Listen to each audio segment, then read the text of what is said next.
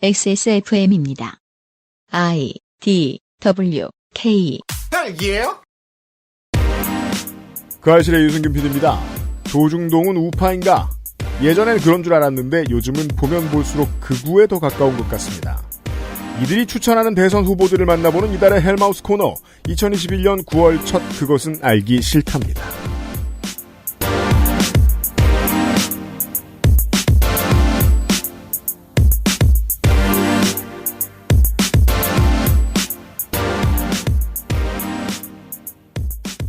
지구상의 청취자 여러분, 한 주 안전히 잘 보내셨습니까? 가을이 열린 한강가에서 보내드리는 그것은 알기 싫다 429회를 시작합니다. 윤세민 에디터가 있고요. 네, 안녕하십니까. 윤세민입니다. 헬마우스 코너로 이번 주를 가득 채우게 됐는데 원래 녹음하러 왔다가 헬마우스 얘기를 듣다 가게 된 덕질인도 앉아 있습니다. 네, 안녕하십니까. 여러분께서는 이제 잠시 후에 이번 주 3회차 동안 제가 맞장구를 치다 말다 하는 것을 듣게 되실 겁니다. 원래는 토요일이 제 거였는데. 그렇죠. 다음 주로 미뤄졌어요. 헬마우스님은 녹음이 끝나고 가시면서 죄송하다고 하셨는데요. 괜찮아요. 어차피 원고는 다 써놨고. 재밌는 얘기 듣고 가요. 잠시 후에 시작하죠. 그것은 알기 싫다는 아름다운 재단 18원 캠페인, 8시간 다려낸 프리미엄 한방차 더 쌍화, 이달의 PC로 만나는 컴스테이션, 핸드워시와 올인원 수업도 역시 빅그린에서 도와주고 있습니다. 18 어른의 건강한 자립을 위해 함께해 주세요. 아름다운 재단 18 어른 캠페인. 이봐. 미안해. 내가 잘못했다고. 그냥 남들 쓰는 대로 아무거나 쓰면 되는 줄 알았는데 당신이 이렇게 힘들어할 줄은. 진짜야. 그런 게 있는 줄 나는 몰랐다고. 그렇다고 이런 식으로 나한테 이별의 통보를 하는 거야? 가지마. 이제부터 잘할게. 남은 거라도 지켜야지. 정말이죠? 이젠 내 머리카락 지킬 수 있는 거죠? 구스베리 추출물로 모근을 더 건강하게, 자연 유래 성분으로 자극 없는 세정력, 뛰어난 보습 효과와 영양 공급까지. Big Green. 이젠 탈모 샴푸도 빅그린 헤어로스 샴푸. 자, 추석 이벤터들이 계속 나타나고 있지요? 네, 피크입니다. 자, 빨리 마음의 결정을 하셔야겠습니다. 그렇습니다. 그 중에서도 강자가 나타났습니다. 네. 빅그린 추석 선물 패키지를 준비를 했습니다. 예. 먼저 리뉴얼 샴푸, 투쓰리 안젤리카 데일리 비건 샴푸, 탈모 샴푸 500ml와 1000ml 세트입니다. 네. 500ml와 1000ml 세트라는 거는 500ml에는 펌프가 달려있고 그렇죠. 1000ml는 리필용입니다. 그렇습니다. 이 세트를 구매하실 경우에는 무려 40% 할인이 시작이 됩니다. 그리고 여기에 투쓰리 센서티브 헤어팩 정품과 쇼핑백을 증정해 드립니다. 이런 패키지가 있고요. 두 번째 패키지도 있어요. 두 번째 패키지 올인원 솝 2종 세트와 핸드워시 2종 세트가 50% 할인에 쇼핑팩 증정까지 드립니다. 팬데믹 이후로 빅그린 핸드워시 고정 구매하시는 분들이 많아졌습니다. 그렇습니다. 핸드워시 같은 경우에는 2개에 8,900원, 쇼핑팩까지 증정되는 부담 없는 선물로 좋습니다. 빅그린 할인 행사 추석에도 당연히 있습니다.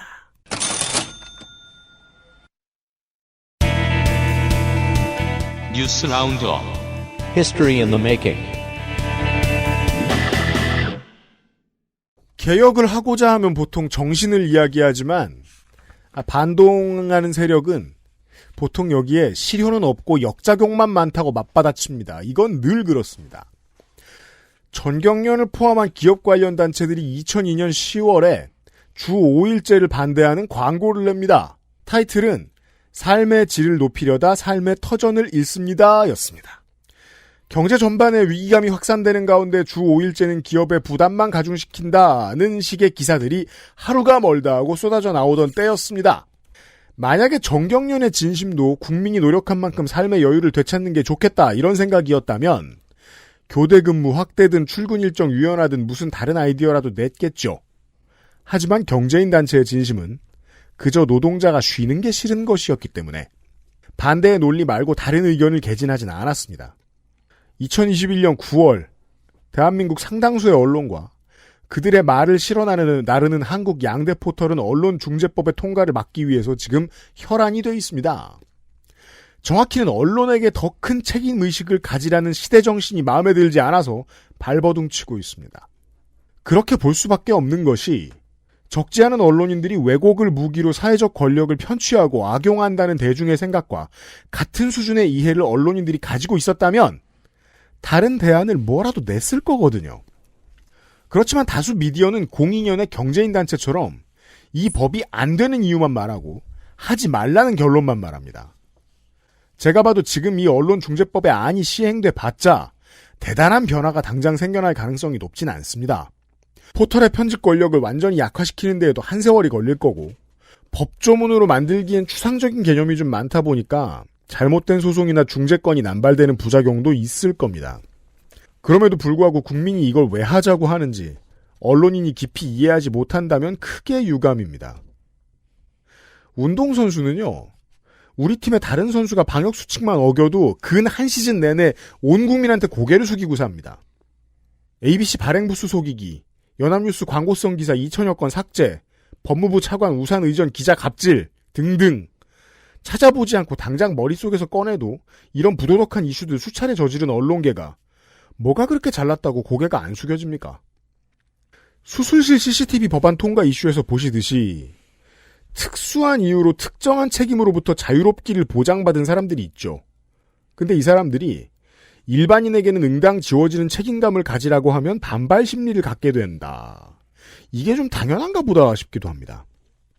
어렵지가 않습니다. 보통 사람들만큼만 상식선에서 책임지고 살자. 언론중재법이 통과되느냐 마느냐는 결국 그 지점에서 이루어지는 씨름입니다. 이번 주 뉴스 아카이브입니다. 뉴스 라운드업입니다. 이번 주 뉴스 라운드업입니다. 그게 그렇게 재밌어요? 민주노총 보건의료노조가 정부와의 협상이 결렬되어 9월 2일 총파업을 예고했습니다. 여러분이 들으시는 순간 총파업이 시작되었을 수 있습니다. 보건의료노조는 감염병 전문병원 설립, 코로나19 치료병원의 인력 기준 및 생명안전수당 제도화, 공공의료 확충, 보건의료 인력 확충, 교대 근무제 개선 등을 요구했습니다. 권덕철 보건복지부 장관은 지금은 코로나19 4차 대유행 대응에 집중해야 할 시점이라면서 파업과 같은 집단행동을 자제해달라고 요청했습니다. 장관이 지금 자제 말고 다른 할 말이 좀 있었으면 좋겠죠. 예측 가능한 교대 근무제를 좀 해달라. 네. 예, 살려달란 얘기입니다. 사실 요구가 조금 무슨 말인지 모르겠죠, 처음에는. 네. 네. 공감한다는 입장을 전했다는 게 언론을 통해 나오는 글자의 전부입니다, 지금. 관에서 했다는 건. 네. 근데 그러고 난 다음에 어떤 의견을 냈는지가 더 중요해 보이는데 그건 보도가 잘 안 되네요. K방역의 주인공이 의료진이고 나머지 절반의 주인공이 시민이죠. 그래서 우리가 9월 초에 좀 더 기민하게 반응할 필요가 일단은 있어 보입니다. 줄을 미리 좀 서야 되겠구나. 좀 일찍 나가야겠구나. 방역 관련 확인 절차가 좀 더 뜸해졌구나. 파업 기간이구나 하는 걸 미리 알고 대처하실 필요가 있습니다. 지난 작년 여름 올봄에 택배노조의 움직임에 호응해 주었던 시민들의 움직임 정도만 나와도 국가는 힘을 얻고 좀 더 호의를 보일 수 있을 겁니다. 노조 측에. 다만 그렇지 않다면 이 파업이 좀 더 장기화될 수도 있을 것이고 실제로 일어날 가능성도 매우 높고 그 다음에는 보수 언론이 나서서 공공 분야에 돈을 남발하는 정부 문제를 이야기하면서 기재부의 입장을 대신 얘기해 주겠죠. 네. 그 와중에 기사 안에서는 의료진 이야기는 쏙 빼놓고 이야기할 겁니다. 올해의 예산을 어떻게 쓰느냐에 대한 기사들을 읽으실 때 반드시 참고하셔야 될 문제입니다. 의료진에게 돈을 얼마 썼다, 얼마를 써야 되는 게 좋겠다, 이런 얘기를 하는 기사가 좋은 기사입니다. 아프가니스탄에서 미국의 마지막 수송기가 떠났습니다. 8월 30일 미 국방부는 아프가니스탄의 철군과 대피 임무가 완료되었다고 밝혔습니다. 네. 조 바이든 대통령이 말한 31일보다 하루 빨랐습니다. 그러네요. 미국은 아프가니스탄의 미국인, 동맹국, 우방국, 아프가니스탄의 협력자 등 12만 명 이상을 아프가니스탄에서 철수시켰습니다. 네. 역사적으로 열강이 러시아 핑계대고 소련 핑계대면서 아프간에 무슨 짓을 했는지는 이제 얘기하는 사람들이 상당히 많은데 그로 인해 나타난 아프간 내부의 움직임은 좀 시간을 내서 들여다볼 필요가 있겠습니다. 저 앞에 지금 덕질인이 준비 중입니다. 인앱 결제 시 구글이나 애플에 수수료를 내야 한다는 이야기는 저희가 땡플릭스나 유튜브 프리미엄 가입 금액을 예로 들어서 몇 번 설명드린 적이 있죠. 그렇죠. 앱에서 가입할 땐 조금 더 비싸다고. 네. 네. 24일 법사위에서 앱 마켓 사업자가 결제 수단을 강요할 수 없다는 내용의 전기통신사업법 개정안을 의결했습니다. 이 법안이 국회를 통과해서 시행이 된다면 세계에서 최초로 인앱 결제를 규제하는 사례가 됩니다. 많은 나라의 테크 관련 섹션들을 제가 참고를 했는데 정말로 전 세계가 한국을 쳐다보고 있는 문제가 많습니다. 맞습니다. 네. 이걸 따라가는 다른 나라 의회가 더 나타날 겁니다. 이게 이제 중요한 정신은 이거거든요. 전 세계가 카드 수수료는 그 나라의 국회가 알아서 좌지우지하는 편입니다. 우리나라 같은 경우는 3년에 한 번씩 정부와 협상을 하죠. 이게 왜 그럴 수 있다라고 생각을 하냐면 수수료를 받는 시스템을 한번 만들어 놓으면 그 다음부터는 노동의 가치가 훅 떨어지고 수익만 남는다라고 국가가 이해하기 때문입니다. 네. 그러면 그때부터는 공공인프라로 취급을 하기도 하죠. 구글과 애플의 서비스도 그렇다고 봐야 한다라는 게 지금 여당의 논의. 이 점에 있어서 모든 개발사와 모든 국가들이 지금 한국 여당을 응원하고 있는 상황입니다. 네. 네. 그런 역사적인 상황이고요. 다음 보시죠. 자, 대선 얘기합시다. 네, 2021년 9월 1일 대선 후보 경선이 시작이 됐습니다. 일단 여당이 시작됐고요. 그렇죠. 네, 다른 정당들은 다른 절차를 하고 있습니다. 민주당은 이번 경선이 이제 국민 경선이죠. 각 정당의 경선 일정 얘기를 잠깐만 좀 짚어보겠습니다. 네, 경선 일정과 경선 방식을 설명을 드리겠습니다. 민주당의 국민선거인단은 현재도 모집을 하고 있습니다. 네. 1차와 2차는 모집을 했고요. 9월 1일부터 9월 14일까지 3차 선거인단을 모집하고 있습니다. 여당은 이제 승부만 남은 것 같았는데 지금 최종적으로 일반 시민이 경선에 참여할 일정이 남아있죠? 일반 시민뿐만 아니고 야당 의원도 참여했다고. What? 김재원 의원이죠. 네, 페이스북에 인증글도 남기고 네. 그랬죠. 그러니까 오늘부터 2주 정도 선거인단 등록이 지금 가능하죠. 네, 선거인단은 민주당 홈페이지에서 신청하실 수 있고요. 네. ARS를 통해 신청하실 수도 있는데 이 신청하는 방법에 따라서 투표 방법이 온라인, ARS, 현장 투표로 각각 달라질 수 있으니 이를 잘 확인하셔야 합니다. 네. 이거 이제 뭐 TV에서 토론회 하는 거나 뉴스 나오는 거 보시고 나도 한 표를 행사하고 싶다라고 생각을 하셨던 분들께 마지막 기회가 있는 겁니다. 그렇습니다. 근데 이제 방식이 조금 다양해서 조금 확인해 보셔야 됩니다. 네. 국민선거인단 기준으로 경선 일정을 말씀드리겠습니다. 이게 왜냐면 이제 권리당원, 일반당원, 대의원 다 다르거든요. 네. 민주당은 조금 복잡합니다. 9월 12일까지 1차 선거인단과 세종, 충남, 충북, 대구, 경북, 강원의 현장 투표가 진행이 되고요. 네. 12일에 1차 슈퍼위크로 투표 결과가 공개됩니다. 다음 주말입니다. 그렇습니다. 이때는 이제 1차로 모집한 선거인단과 그리고 말씀드린 지역의 투표 결과가 공개가 되는 겁니다. 그러니까 이제 미국 방식인 거죠. 네. 네, 경선 결과가 이렇게 차츰 공개가 되는 거죠. 네. 그렇습니다. 추석 한 주를 쉽니다. 그리고 25일부터 10월 3일까지는 2차 선거인단과 광주, 전남, 전북, 제주, 부울경, 인천의 투표가 진행이 되고요. 10월 3일이 2차 슈퍼위크입니다. 네. 이때 다시 한번 투표 결과가 공개가 되고요. 그리고 바로 다음 주인 10월 둘째 주에 3차 선거인단과 경기, 서울의 현장 투표가 이루어지고요. 만약에 이제 지금부터 그 선거인단 등록을 하시려고 생각하셨다는 분들은 이때 투표를 하시게 됩니다. 그렇습니다. 10월 12일이 3차 슈퍼위크로 발표가 됩니다. 네. 민주당 얘기를 좀 길게 했는데 이렇게 자세히 나온 게 민주당밖에 없기 때문입니다. 네, 민주당만 이렇게 복잡합니다. 국민의힘은요? 국민의힘은 9월 15일 1차 경선이 진행이 되는데요. 네. 1차 경선은 여론조사 100%입니다. 그러니까 누가 뭘 할 건 없죠. 네. 여론조사 100%로 결정이 되고 여기서 8명이 선출이 됩니다. 그리고 10월 8일 2차 경선은 선거인단 30%, 여론조사 70%로 4명의 후보가 선출됩니다. 근데 이제 여기에 선거인단은 당원들만, 네, 당원들에서만 뽑힌 선거인단입니다. 그리고 11월 19일에는 당원 투표 50%, 여론조사 50%로 대선 후보가 선출이 됩니다. 국민의힘은 사실상 선거인단에 사람들이 더 참여하느냐 마느냐로 지금 싸우고 있기 때문에 각 네. 캠프가 당 지도부가 지금 당장 더 많이 경선에 참여해주세요라고 말하는 것도 시비거리가 됩니다. 그렇습니다. 그래서 흥행이 잘 돼도 선거인단이 많이 늘어나지 못할 가능성도 높습니다. 정의당은 이번에는 국민 경선을 안 하기로 했죠. 네. 9월 11일까지 후보 등록을 하고 10월 1일부터 6일까지 당원 온라인 투표와 ARS 투표를 진행합니다. 모두 당원의 하나입니다. 네. 6일 결과를 발표하고 이때 과반득표자가 나오면 그 후보가 대통령 후보가 되는 거고요. 과반득표자가 나오지 않으면 이후 결선 투표가 진행이 되어서 10월 12일에 최종 후보가 발표됩니다. 네. 정의당은 지금 등록이 시작되고 첫 ARS까지 기간이 너무 짧아서 일단 흥행 타이밍이 잘 안 보이기도 하고요. 왜냐하면 알려드린 대로 지금 흥행을 안 하기로 했기 때문이죠. 그렇습니다. 일반 시민 참여를 배제하기로 했는데 정의당은 이건 뭐 옛날에 갈라진 진보당이나 하는 폐쇄적인 방법입니다. 이걸 지지하는 분들도 계세요. 하지만 저는 생각이 다른 것이 정치에 옅게 참여하고자 하고 옅게 관심을 가졌던 사람들이 정치에 깊이 발을 들여놓고 고민을 할 수 있는 계기가 큰 선거거든요. 그래서 오픈 경선이 중요합니다. 국민의힘이 지금 싸우고 있는 이슈에서 좀 더 퇴보한 답을 내놓은 거죠. 정의당의 이런 결론 때문에 어느 계파가 웃고 있는지 저는 모르겠습니다. 다만 그토록 정의당이 열심히 퇴물 취급하던 국민의힘과 민주당은 경선을 일반 시민에게 오픈한 지 올해로 20년이 됩니다. 열린민주당은 민주당 후보들에 대해서 민주진영 후보라는 단어를 쓰죠. 현재까지는 경선 서포트만 하고 있고 직접적인 일정 만들 것 같지 않고요. 원내정당들에 대해서만 이야기를 해드렸습니다. 다음 뉴스 보시죠. 헉, 국민의당이 없다.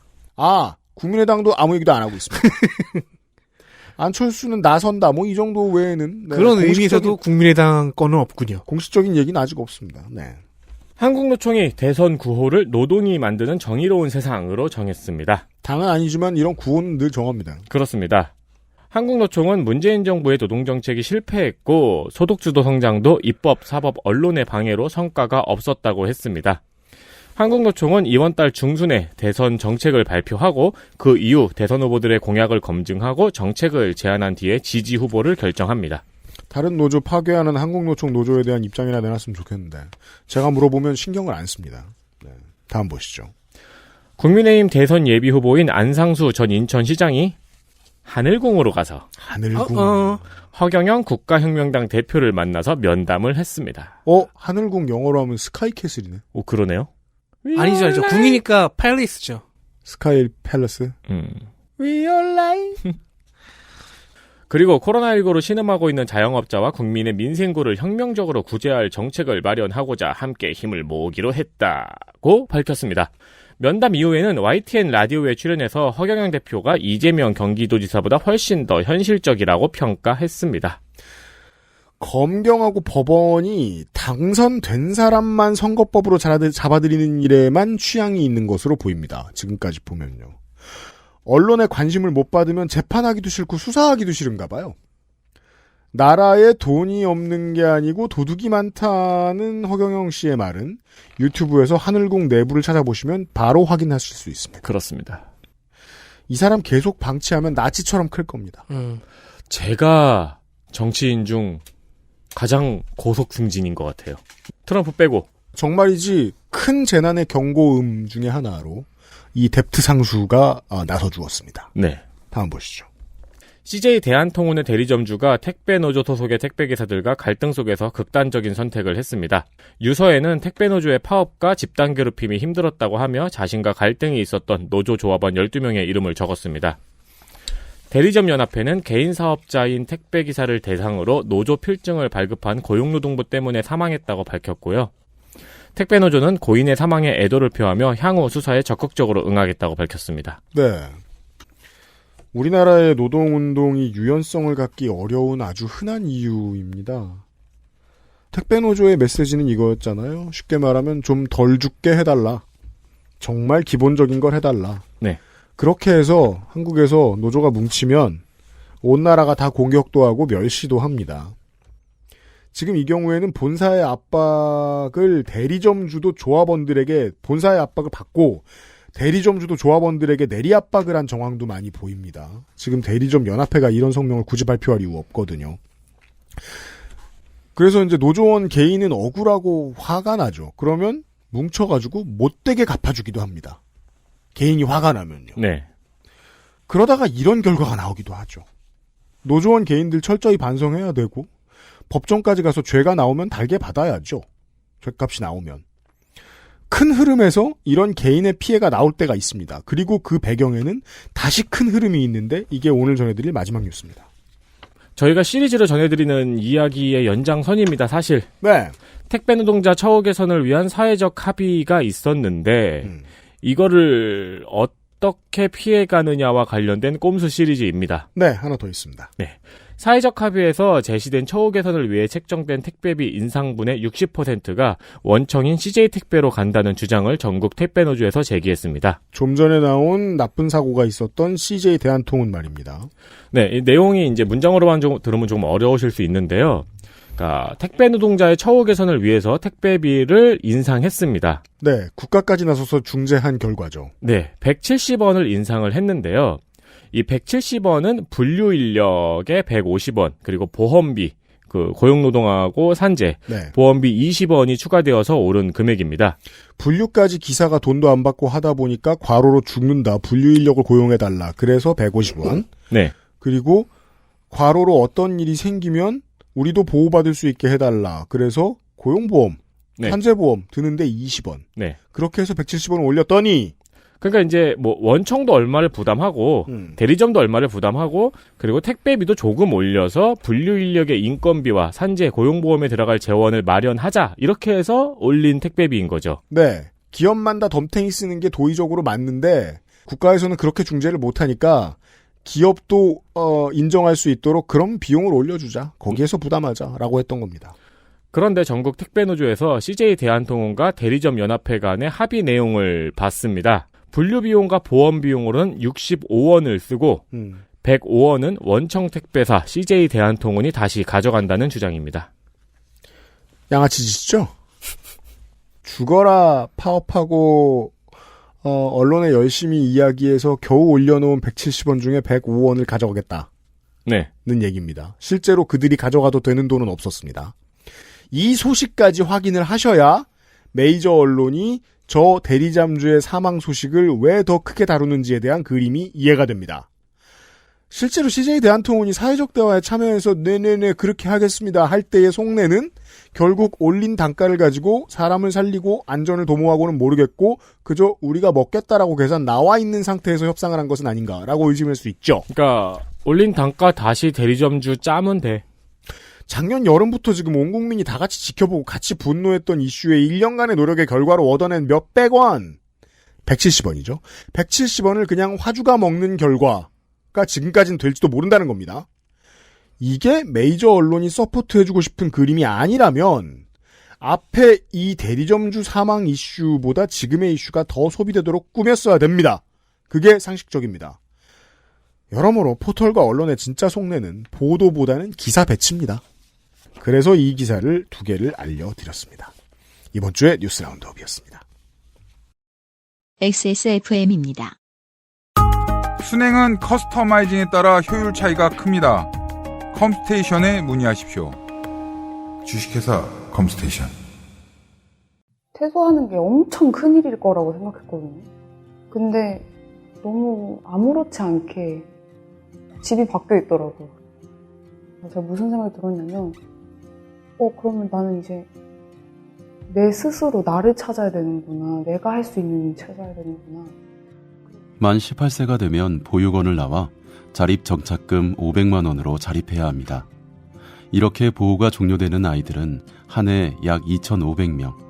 이들은 어떻게 살아가고 있을까요? 18 어른의 건강한 자립을 위해 함께해 주세요. 아름다운 재단 18 어른 캠페인.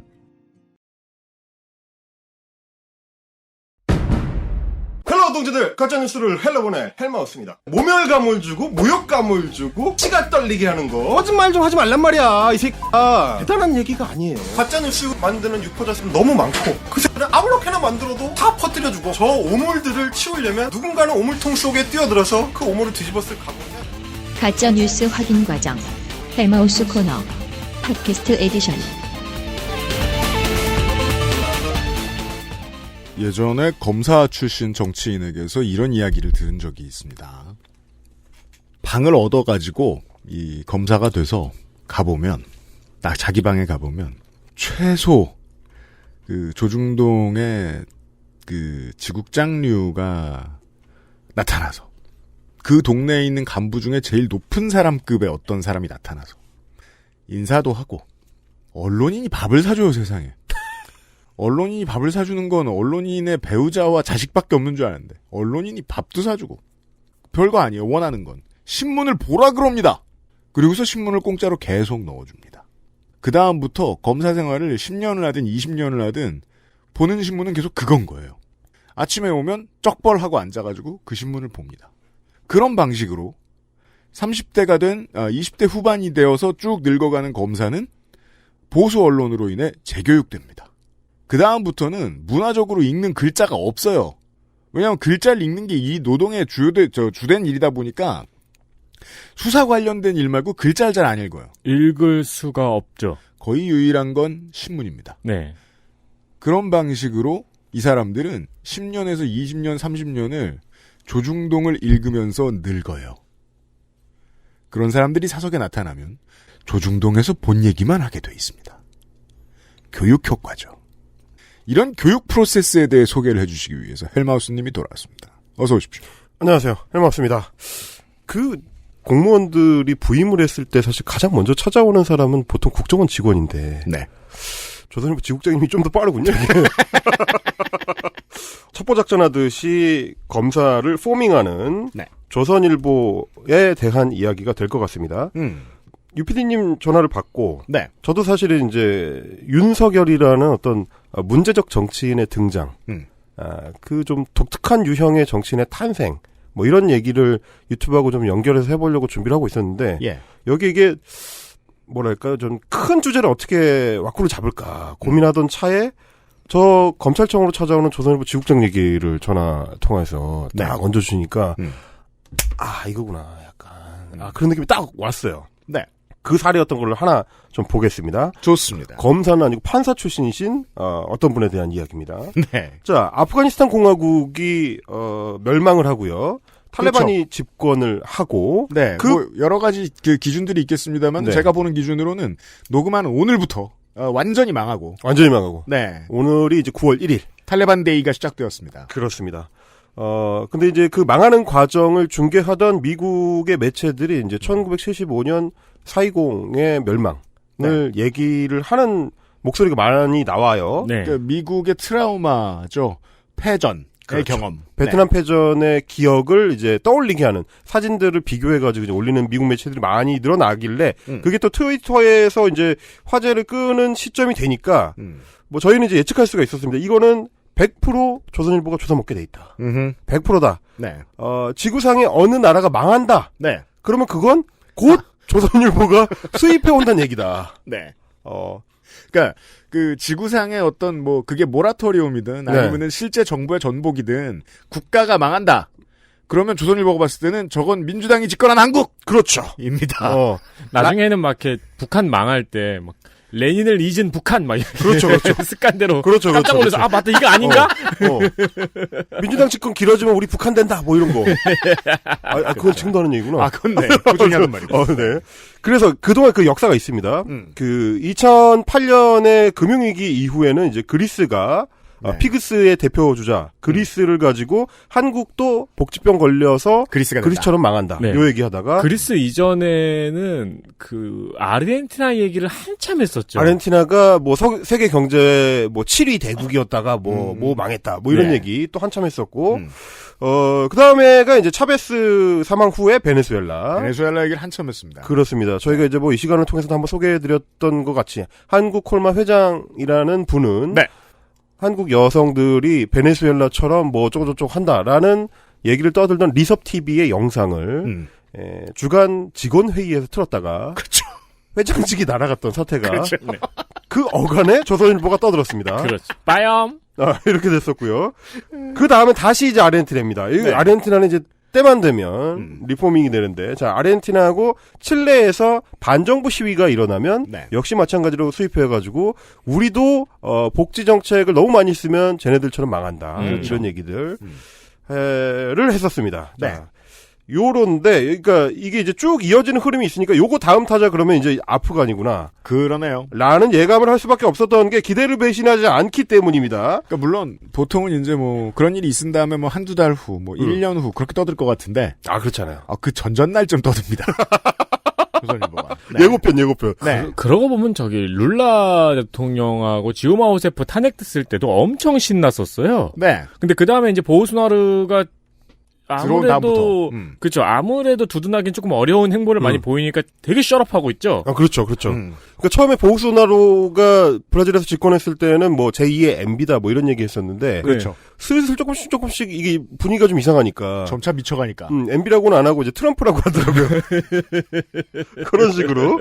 자, 아프가니스탄에 이제 카불 점령이 임박하고 그 이제 넘어간 직후 8월 17일입니다. 조선일보가 이렇게 보도를 합니다. 처음에 시발점은 국내는 아니었고 네. 워싱턴 포스트에 칼럼을 쓴다는 조지 부시 당시의 연설문 비서관 출신의 마크 티센이라는 평론가가 있는데 그 사람이 자기 트위터에다가 한국도 미군의 도움이 없으면은 아프간 꼴이 날 수가 있다. 이런 식의 말을 올렸다가 미국 국내에서 정말 좀 신나게 두들겨 맞았습니다. 개 털립니다. 네, 싹 털렸습니다. 바닥까지 싹 털렸습니다. 그런데 우리 너 한국 어딘지 모르지. 그러니까 이런 정도에 정신을 좀 차려라. 네. 이러면서 엄청 혼났어요. 어떻게 그 둘을 동렬 비교를 할 수가 있느냐. 저 제일 웃긴 답은 그거였어요. 그 트윗을 삼성폰으로 쓴. 확인되진 않았습니다. 마크 티센 선생님이 그렇게 싹 털렸고, 네. 그러니까 사실은 이제 그런 얘기가 나오면 요즘은 한국에 대한 그 외신들의 관심이 굉장히 높기 때문에 이 얘기가 화제가 되고 나서 당연히 백악관에서 그 브리핑이 있을 때마다 기자들의 질문이 들어갔습니다. 네. 다른 동맹들, 특히 한국 같은 경우는 아프간하고 어떻게 비교를 할 수가 있느냐라고 이야기를 했을 때, 백악관에 이제 바이든 대통령도 직접 나서서 한국하고 아프가니스탄은 완전히 경우가 다르다. 뭐 이런 얘기를 하기도 했었고요. 네. 그랬는데, 단순히 그 마크 티센의 발언을 옮기는 데서 그치지 않고 조선일보는 항상 우리의 그 예측보다 조금씩 한 0.5보 정도 앞서 나가기 때문에 당일날 8월 17일에 마크 티센 발언을 반영하면서 동시에 일면에 이런 기사를 실었습니다. 일면 기사였습니다. 아프간이 보여준 현실, 미 국익에 도움 안 되면 언제든 떠난다. 라고 타이틀이 뽑혀 있습니다. 이게 확 뜬 기사죠. 그렇죠. 네. 자, 그러니까 미국은 자기네 국익한테 도움이 안 되면 언제든지 떠난다는 거를 아프가니스탄에서 보여줬다. 그래서 한국에서도 우리가 미국 형님들한테 잘하지 못하면 언제든지 떠나실 수가 있다. 그렇죠. 그 상상력을 펼치라는 강요를 하는 제목이죠. 심지어 기사 내용이 아주 빼곡하게 그런 내용이 적혀 있습니다. 네. 이럴 때 우리 조선일보가 애용하는 그 미국 사람이 이제 빅터 차라고 한국계 미국인. 애용하는 미국 사람. 엄청 애용합니다. 바로 땡겨가지고 이 기사에 인용을 했습니다. 네. 자, 그런 것들. 거기까지도 그렇다 칩시다. 거기까지 그렇다 쳐요. 자, 지금 뭐, 눈치가 없다는 거는 여기까지예요. 왜냐하면 마크 티센 발언이 나왔을 때도 다른 보수 매체들, 중앙일보만 하더라도 그 발언을 조선일보처럼 인용하진 않았습니다. 그렇게까지 과감한 아티스트가 그 회사에는 없는 거죠. 그러니까요. 중앙일보는 마크 티센을 인용하긴 했는데 이 발언 너무 이상하다. 그죠. 미국에서 겁나 두들겨 맞고 있다. 하지만 조선일보의 붓은 굵어요. 아, 굵어요. 그래서 그 다음날 사설했습니다. 사설이죠. 이야, 아프간 떠나는 미국 보면 한국의 처지를 생각한다. 아니, 이게 보통의 이런 제목이 클리앙에 올라왔으면 또 국뽕 겁나 빨겠구만. 그러다 한번 궁금해서 그 글을 눌러보는 그 정도인데 상상도 할 수 없는 내용이에요. 반대로 썼어요. 반대로. 그러니까 보통 그 시점에 인터넷 커뮤니티에 돌던 국뽕 게시물들이라는 거는 사실 뭐 우리가 다 예측할 수 있는 거거든요. 네. 출발점에서 70년 전에는 비슷한 위치에 있었던 두 나라가 굉장히 격차가 벌어져서 한국은 전혀 다른 맥락 위에 서 있다. 이런 식의 이제 국뽕 게시물이 많았는데 그런 얘기입니다. 그런 얘기면 뭐 재미없지만 팩트니까 뭐 그렇다 칠 수 있는데 조선일보의 이 사설은 한국 사람들한테 경고를 하는 겁니다. 우리 처지를 생각을 해봐라. 이 굉장히 곤란한 처지에 처해 있다 우리가. 중국하고 사이에서 눈치 잘못 보면은 아프간처럼 미군이 떠난다. 대한민국은 아무리 발전해도 스스로 혼자 설 수 없는 나라다라는 주장이 우리나라 1등 신문의 주장인 거죠. 이 사설에 의하면. 그렇죠. 네. 여기까지도 사실 그 예측 범위 아니었습니다. 조선일보 그럴 줄 알았어요. 네. 근데 땡땡을 생각한다는 원래 삼성을 생각한다가 원조 아닌가요? 이게 아니, 다 가져오네요. 가장 최근에 한미 정상회담을 통해서 나왔던 미국의 유익한 결과가 뭡니까? 한국 대기업을 미국에 끌어들인 투자 유치였잖아요. 그렇죠. 그런 파트너인 한국을 버리고 떠날 것이다. 네. 아니, 그러니까 이게 이 가상의 공포거든요. 있을 수 없는 일인데 아무도 그 생각을 말하자면 할 필요가 없는 공포잖아요. 이게. 그러니까 이제 그 아파트 20층에서 네. 타란툴라 방제를 하는 것 같은 그런. 왜냐면 타란툴라는 무섭거든요. 안 키워보면. 그리고 타란툴라 오면 망한다.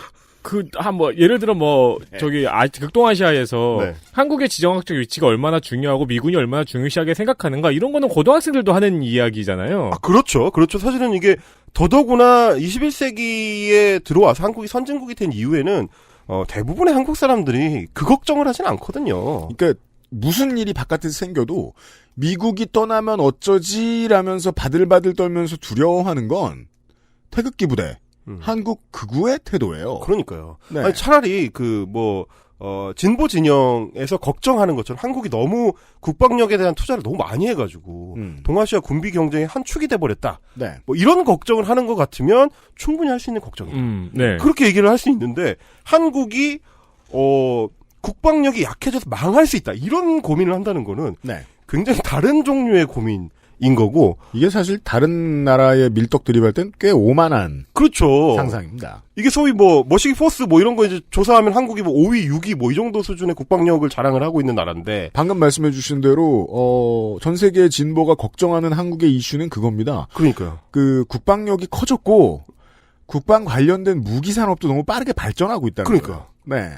핵잠 만든다고 하는데 지금 그러니까 말입니다. 이런 상황이라서 여기까지는 뭐 그렇다 쳐요. 자, 근데 조선일보가 저렇게 떠들자마자 제가 헬마우스 잔당들이 지금 서식하고 있는 저 카톡방이 있습니다. 아, 그렇죠. 네. 저 인간관계가 끊어진 건 아니에요. 아, 그렇죠. 헬마우스 잔당방. 네. 헬마우스 잔당방에 제가 요렇게 이제 올렸습니다. 저거 주워먹는 국민의힘 정치인 바로 나올 것이다. 그럼요. 아, 이거 예언도 아니야. 예언도 아니고 누구나 예측할 수가 있어요. 네. 한참 김문수 씨가 마지막 불꽃을 튀우던 서울시장 마지막으로 나오셨을 때. 네. 그때의 조선일보에서 나오면 그 다음날 그 단어를 김문수 씨 입에서 자주 들을 수 있었어요. 그렇죠. 그래서 베네수엘라 얘기도 하시고. 아, 그렇죠. 예. 그리고 김문수 씨는 유행 지난 것도 제일 마지막까지 말하는 타입이에요. 그렇죠. 네, 제가 알기로 과거로를 자주 찾아보는 분이에요. 핵무장도 가장 마지막까지 말했던 사람이. 네. 그러니까 여기서 우리가 봐야 되는 지점은 네.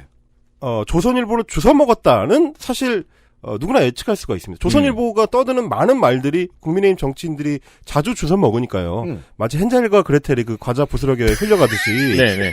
주워 먹는데 그렇죠. 문제는 홍준표, 유승민 이런 정치 공력이 한 20년 이상 된 사람들은 가려가면서 먹습니다. 아무거나 먹지 않고. 그렇죠. 땅에 됩니다. 그렇죠. 땅에 떨어져 있더라도 개미가 꼬여 있는지 아닌지 정도는 본 다음에 닦아보고 이렇게 물에 씻어보고 먹을만 하겠네. 이거는 요럴 때 이제 먹는 건데. 요즘은 가을이니까 이게 곱등이인가 귀뚜라미인가 이 정도는 그렇죠. 보고 구분하고. 구분을 좀 하고 먹어야 되잖아요.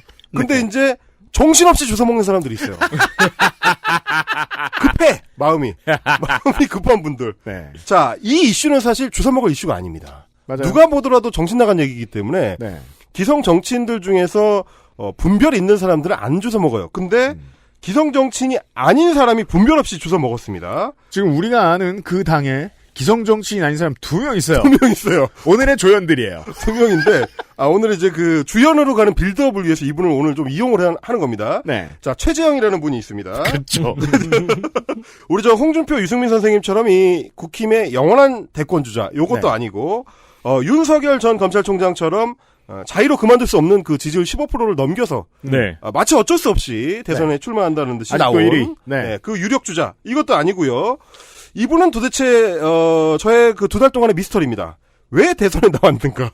그러니까 이것도 조선일보의 역할이 큰 게 이분이 이 자리를 박차고 나서 대선 후보가 된 자체가 조선일보에서 어떤 기사를 주워먹은 결과죠. 조선일보의 빌드업이죠. 조선일보가 지난 연말부터 최재형이라는 그때는 감사원장 현직 감사원장을 띄우기 시작했었거든요. 네. 바닥에 이회창 사진을 깔고 기름 종이를 위에 엎은 다음에 최재형 얼굴을 그렸습니다. 조선일보가. 그렇죠. 네. 그걸 보고 내가 인기 많은 줄 알고 뛰어나온 분이에요.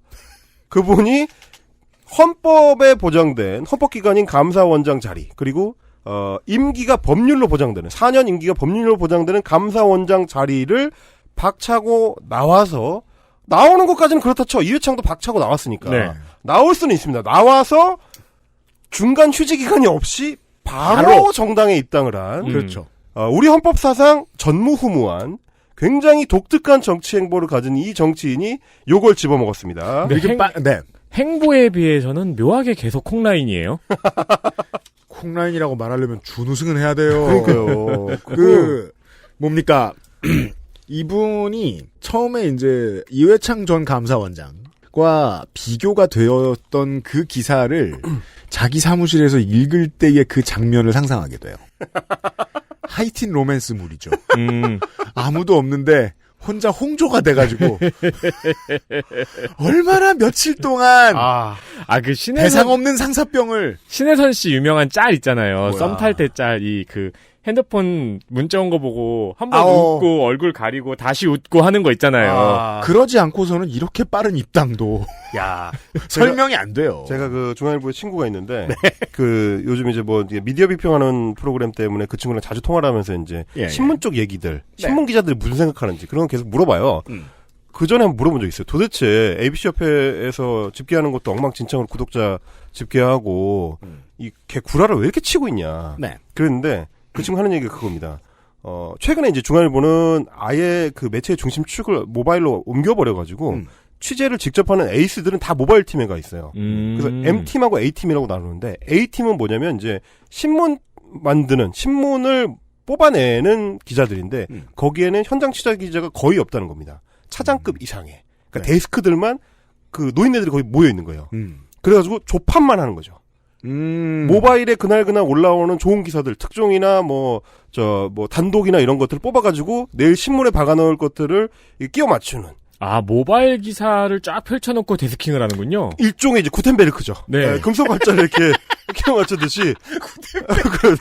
그러니까 포털 편집권과 비슷한 방식으로 움직인다는 그렇습니다. 거예요. 그래서 요즘은 아예 단독을 물어오면 기자가 조선일보는 여전히 그래도 지면이 중요하기 때문에 지면 낼 때까지 기다리는 경우가 있는데 중앙일보 그냥 낸다는 거예요. 무시하고 지면 무시하고. 근데 이제 그 정도로 지금 지면의 위상이 떨어져 있는데 왜 계속 지면을 내냐? 이게 물어봤더니 그 얘기를 하는 거예요.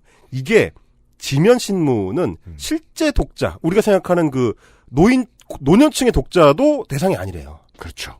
그럼 누가 대상일까? 기관장. 그렇죠. 왜 기관장이냐? 이 그러니까 지금 요즘 신문들은 어차피 정부 광고 외에는 고사니까 정부 광고를 줘야 되는데 정부가 광고를 줄 때 핑계가 있어야 될 거야. 그래서 그 핑계를 뭐냐? 기관장 인터뷰라는 형식으로 홍보비를 집행한다는 거예요. 이게 이제 옛날 옛적에는 월간 잡지 뭐 하는지 모를 이런 변두리의 언론만 쓰던 전략이었어요. 그렇죠. 맞아요. 거기 어떤 식으로 쓰냐면은 뭐 한국을 빛낸 뭐 10명의 리더 한 다음에 그런 거죠. 뭐 박근혜 뭐 누구 한 다음에 마지막에 전혀 모르는 사람이 한 명 껴 있어요. 그리고 그 사람 인터뷰만 실려 있어요. 그럼 걔가 그 달의 물주예요. 네, 맞아요. 그 브랜드 대상에 다단계 업체가 들어가듯이 하다 안 되니까 이제 2020년대 전기 간행물, 한국 모든 전기 간행물은 그 전기 간행물의 이름과 얼굴이 등장하는 사람더러 보라고 찍어내는 수준으로 전락했다는 얘기입니다. 지금 딱 그런 겁니다. 그래가지고 기관장 인터뷰를 실어줘요. 근데 이제 우리 기관장 선생님들은 자기 얼굴이 나온 그 사진 딱 봐가지고 나온 그 기사를 모바일로 보고 싶어 하지 않습니다. 너무 작아. 지면으로 봐야 돼. 그래서 요즘 그 지면과 관련된 마케팅 중에 하나는 그 지면 기사를 프레이밍한 앨범 같은 것을 파는 장사죠. 조선일보가 요즘 그거 열심히 합니다. 그러니까 이제 이분들은 다음날 아침에 출근을 딱 했을 때 자기의 책상 위에 올려져 있는 그 조선일보, 그 중앙일보의 한 중간 면수쯤 딱 갔을 때 내가 나온 그 신문, 그거를 종이로 만져보는 거. 그렇죠. 이게 홍보비 집행의 핵심이니까 네. 요걸 찍어야 된다는 거예요. 여전히 지면을 유지하는 이유가 그거라는 겁니다. 그래가지고 아니면 적어도 PDF로 딸 수 있게 요 정도는 해줘야 된다. 요런 얘기를 하더라고요. 그래서 그 기관장 중에 한 분이 최재형이다. 최재형이었던 거고 네. 그 조선일보를 보고 대선까지 뛰쳐나오신 그분이 당연히 조선일보에서 못 쓰면 일단 집어먹겠죠. 그렇습니다. 그래서 바로 그날 나온 페이스북의 게시물 제목이 이겁니다. 스스로 지킬 결기가 없으면 나라는 망한다. 아프가니스탄을 보면서 한국을 생각한다는 거죠. 네. 그래서 요 밑에 이제 제가 이제 캡처해 온 그 페이스북 게시글을 보시면 본인도 이제 민망하니까 이제 그런 얘기는 해요. 대한민국은 아프가니스탄이 아니다. 뭐 어쩌고저쩌고 이렇게 얘기를 함에도 불구하고 하지만 아프가니스탄 붕괴의 참담한 모습을 지켜보며 우리는 다시 안보에 대한 경각심을 높여야 한다. 스스로를 지키겠다는 국민의 단합한 결기와 독자적 역량이 없는 한 그 무엇도 우리를 대신 지켜줄 수 없다는 것은 변치 않는 역사의 교훈이다. 라고 이제 자주국방 을 강조하시는 듯 하지만 실제 얘기는 앞에 나온 문단 그런데도 문재인 정권은 이거를 외면하고 스스로를 지키는 한미연합훈련은 남북대화의 장애물이냐 뭐라한다 요런 얘기들. 아, 네. 주제는 가운데에 있네요. 가운데 있습니다. 요게 뭐냐? 조선일보의 논지입니다. 끝에만 보면은 진보당의 그렇죠. 입장인데. 그렇죠. 요 부분. 네. 자, 문재인 정부가 미국을 무시하고 한미 동맹을 경시하고 있는 요 태도. 네. 지금의 이 태도가 자칫하면 우리의 멸망을 초래할 수도 있다. 아프가니스탄 된다. 그런 얘기를 바로 잡수셨습니다. 제일 웃긴 건 제일 마지막 줄이네요. 뭐요? 이게 이제 페이스북에 그냥 올린 게시물이잖아요. 네. 근데 가장 마지막 줄에 국민의힘 대선 예비 후보 최재형. 네. 이거 인감도장 중요하신 분들이 있어요. 페이스북에 노인네들은 소셜을 겁나 포멀하게 보죠. 네. 제목도 쓰시고. 그렇죠. 제목은 꺽쇠로 이렇게 달아줘야 되고요. 예, 명함도 붙이시고. 마지막에 자기 이거 해야 되고. 그러네. 제목 꺽쇠네요. 제목 꺽쇠요. 되게 중요해요. 그래다. 네. 자, 요렇게, 이제 이분이 사실은, 분별을 할 수 없는 초보 정치인이다 보니까, 네. 조선일보에 뭐 나오면 일단 그거 좋은 줄 알고, 아니, 일면에 나왔어? 야, 이거 되게 중요한가 보다. 그렇죠. 이래가지고 일단 집어 드시잖아요? 요렇게, 말하자면 조중동 포밍이 끝난 사람, 네. 혹은 조중동에 의해서 리모트 컨트롤 되고 있는 정치인들, 그리고 그들이 사상적 배경으로 깔고 있는 게 굉장히 극우적이다. 라는 맥락까지를 오늘 좀 얘기를 해보려고 준비를 했는데. 네. 이런 얘기입니다, 오늘은. 네, 그래서 앞에는 그냥 니주를 깔기 위해서 이제 최재형을 잠깐 이용한 거고요. 네. 여러분이 원하는 건 이 사람이 아니잖아요. 이 사람이 아니잖아요. 저도 원하지 않아요. 네. 너무 길었죠? 자, 본론. 네. 그래서, 조중동 포밍된 리모트 컨트롤링 상태의 극우 정치인, 윤석열을 만나보도록 하겠습니다. 그렇습니다. 극우 정치인이었던 내가 자고 일어나니 다마고치. 한번 키워보죠, 우리도. 자. 제가 두 번째 제목으로 잡아본 게 시험공화국이 낳은 착시입니다. 자, 이 초보 정치인들이 지금 2달 동안 계속 헤매고 있는데, 네. 지지율을 깎아먹거나, 지지율이 의미 없는 수준으로 낙하하거나, 네. 지금 이러고 있습니다. 근데 이제, 왜 이렇게 됐느냐? 이분들이 너무 온실 속에서 오랫동안 키워졌기 때문이다. 이게 어떤 표현이냐면요. 다수의 평생을 한국에서 살아온 한국인들은 시험을 잘 본 애가 멍청할 거라는 생각을 잘 하지 못합니다. 아니, 쟤는 30년 전에 시험을 그렇게 잘 봤는데 멍청할 리가 없잖아! 그렇죠. 이게 한국 사람들의 생각이에요. 그렇죠. 아니, 시험을 잘 보던 그 당시에는 똑똑했죠. 근데 인간의 뇌의 뉴런 활동이라는 게 이 자꾸 활성화를 시켜주지 않으면 발달이 멈춰요. 그럼요. 근데 생체작용이라는 게 문제가 뭐냐면 발달이 멈추면 거기서 끝나는 게 아니고 후퇴를 한단 말이에요. 이게. 그렇죠. 알던 것도 까먹습니다. 그렇죠. 그거를 우리가 같이 봐야 된다는 얘기예요. 이게 왜 그러냐면 누구처럼 이제 구수를 했던 십수를 했든지 간에 한국의 시험 시스템에서는 이 고시를 통과해서 이너서클이 되면 그 다음부터는 다른 그룹과의 경쟁을 하지 않습니다. 자기 내부 경쟁만 남는데 맞습니다. 그 내부 경쟁이라는 것도 굉장히 계속 좀 이너서클의 범위를 좁히는 방식으로 돼 있어요. 탈락은 없어요. 탈락이 없어. 탈락이 없고 그리고 한 번 그 이너서클에 들어가면 그 뒤로는 계속 그 안에서만 도는 구조로 만들어집니다. 예를 들면 가장 대표적인 케이스가 검찰이죠. 검찰도 검찰 조직 내에 검사만 수만 명이 있지만 그 중에서도 중앙, 소위 말하는 센터에 들어간 사람들끼리만 주로 핵심 경쟁을 치르도록 돼 있는 시스템. 예를 들어 우리가 뭐 KBO나 프로축구를 보는데 한 번 드래프트된 선수가 40년을 그냥 뛴다고 그러니까요. 아니 누가 봐 그걸. 이게 한때 미국 내가 선수여도 훈련 안 해요. 장사치들이 하려고 했었던 슈퍼리그. 네. 챔피언스 리그도 아니고 슈퍼리그만 해가지고 몇 개 뽑아가지고 우리끼리만 계속 돌겠다. 네. 요거랑 되게 비슷하거든요. 그러니까 대검찰청이나 중앙지검이나 이런 데 들어와가지고 소위 센 건들만 하는 검사들은 계속 비슷한 센 건만 하면서 자기들끼리 서로 주고받으면서 키워주고 올려주고 해서 계속 올라가는 구조. 그래서 다른 형사사건, 다른 민사사건, 다른 형사사건, 다른 소위 잡범들 다루는 이런 어떤 뒤치다거리하는 검찰들과 핵심층이 분리되는 효과. 그렇습니다. 요런 것들을 계속 경험하게 되는 거죠. 비슷한 것도 많아요. 판사, 변호사, 의사 이렇게 면허증을 갖고 있는 직종들이 대부분 이너서클 안에 들어가면 탈락 없이 자체 회전하는 리그를 갖고 있다는 거. 이 직업을 가지신 분들은 더 잘 이해하실 텐데 보통의 사람들은 직업 윤리 의식이 있고 양심이 있으니까 나름대로 열심히 합니다. 다만 이런 데에 밝은 사람들이 있죠. 진짜로 해야 되는 일을 소홀히 해도 되는구만. 이라고 딱 눈치를 까는 사람들. 예. 네.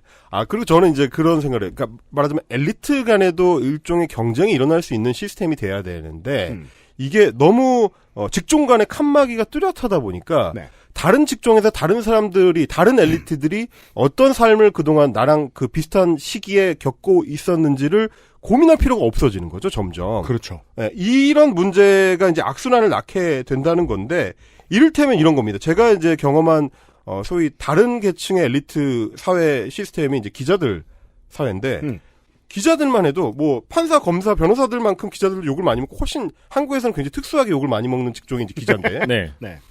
그 기자들만 하더라도 검사들처럼 이너서클을 서로 보호해주는 그 문화가 강하지가 않아요. 물론 일반적인 그 대중들이 봤을 때는 기자들도 자기네끼리 서로 공격하는 기사 잘 안 쓰고, 그렇죠. 뭐 이제 기자들끼리는 서로 좀 봐주고 서로의 권력을 두려워하기도 하니까. 그렇죠. 이런 게 있다라고 얘기하지만 이제 그게 사실은 90년대까지는 거의 완벽하게 검사 사회랑 비슷했는데 2000년대, 2010년대 이후로는 조금씩 약화돼서 그리고 끈 떨어지면 때리죠. 네. 그리고 요즘은 굉장히 그 미디어 간의 비평이 좀 활성화된 편이라서 옛날처럼 이렇게 뭐 조선일보가 헛짓거리해도 MBC가 눈 감아주고 이런 시절이 아니잖아요. 이제 실명으로 때려버리잖아요. 네. 요런 시스템이 좀 갖춰주는 것도 있고 또 하나 제가 에피소드로 재밌었던 게 뭐냐면 나가면 남입니다. 그렇죠. 되게 검사 사회랑 달라요. 회사니까. 그러니까 회사니까도 있는데 나간 사람에 대해서는 기자들이 저널리즘이 발동을 하기 시작합니다. 그렇죠. 안에 있을 때는 봐주다가도 그렇죠. 나가면 저널리즘이 발동을 해요. 예전에 제가 이제 JTBC에서 일할 때 JTBC 중앙 미디어 그룹 내에 이제 중앙일보가 있잖아요. 네. 중앙일보에 김진이라는 선생님이 있었습니다. 그럼요. 대단하신 분이죠. 네, 대단하신 그렇죠. 분이죠. 네. 중앙일보의 논설위원으로서 신의 한수에 출연하던 독특하신 분인데 뭐 있어요 몇 명. 전영기 뭐 이런 사람들 다 나갔지만 김진천 논설위원이 대선 출마를 한다고. 그렇죠. 이게 정말 놀라운 일이에요. 우리 최재형도 놀랄 일인데 김진이 누가 불렀길래 도대체. 그렇게 오래되지도 않았는데 까먹으셨죠. 대선 출마를 한다고. 뭐 지금은 다 그렇게 얘기합니다. 뭐 김진 선배 그때 1억 5천 날렸댄다. 이런 얘기 다 하지만 신문사를 딱 그만뒀는데. 그래서 그 얘기가 이제 저희 이제 밥 먹는 자리에서 이제 뭐 화제에 올랐지 않습니까? 뭐 나간다는데 어쩌고 이렇게 얘기를 했더니 옆에 앉아있던 그 당시 제 선배가 야, 이씨, 뭐, 논설위원이고 나발이고, 이 업계 몰라? 회사 나가면 남이야. 바로 그냥, 이 문 밖으로 나가는 순간부터 조진다. 네. 미디어 업계. 이 미디어 업계는 요거는 확실합니다. 네. 나가면 너 정치 선언하고 나갔어? 그 순간부터 넌 정치인이야. 이게 확실해요. 네. 근데 검찰은 나가서 정치인을 15년을 해도 선배. 그렇죠. 요게 좀 차이가 있거든요. 그러다 보니까 너무 오냐오냐 키워가지고 이 사람들 입장에서는 제가 최근에 이 검찰, 판사 뭐 이런 출신의 정치인 두 사람을 봤을 때 하늘이 너무 돈짝만하게 보인 것이 아니냐. 손에 잡힐 듯이 별거 아닌 걸로 너무 오랫동안 봐왔던 것이 아니냐. 이런 생각을 하는 거죠. 특히 오늘 들려드릴 그 윤석열의 육성을 그러니까 날 인터뷰를 보면 정치를 평론가처럼 너무 쉽게 생각한 거 아니냐. 자기가 그냥 아침에 출근해가지고 중앙일보, 조선일보, 동아일보를 뒤벼보면서 쫙 봐가지고, 홍준표 이 새끼 이런 식으로 자평을 하던 그 시절에 멈춰 있는 게 아니냐. 아마 그리고 그런 것도 있을 거예요. 옛날에 그런 얘기가 있었거든요.